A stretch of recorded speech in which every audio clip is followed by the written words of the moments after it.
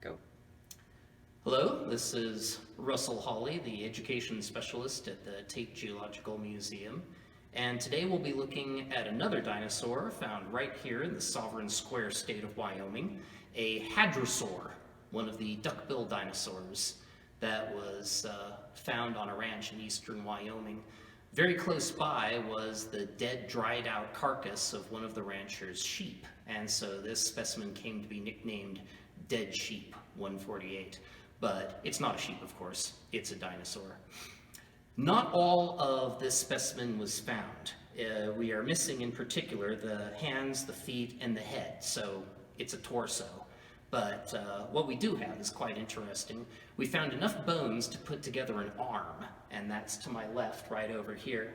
There's the wrist, there's the elbow, there's the shoulder, and then there is the shoulder blade.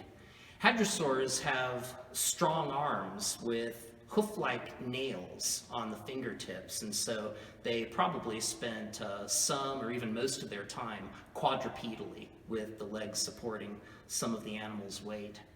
We know a lot about what hadrosaurs look like because of specimens that were found with skin impressions, found right here in Wyoming, although those specimens are in the American Museum of Natural History in New York. We've been a dinosaur exporting state for quite some time.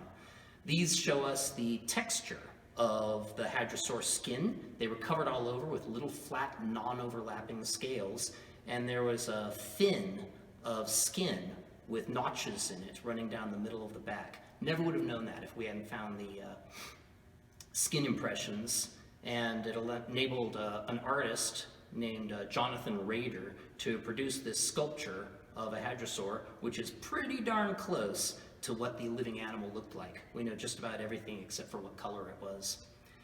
Behind me over here is the rest of the torso. We've got the rib cage here, that's the left knee, and then down there we've got the hips and the proximal portion of the right femur, and then the base of the tail right over there. One thing you might have noticed are long, thin, rod-like bones running parallel to the spinal column, especially thick around the base of the tail right there.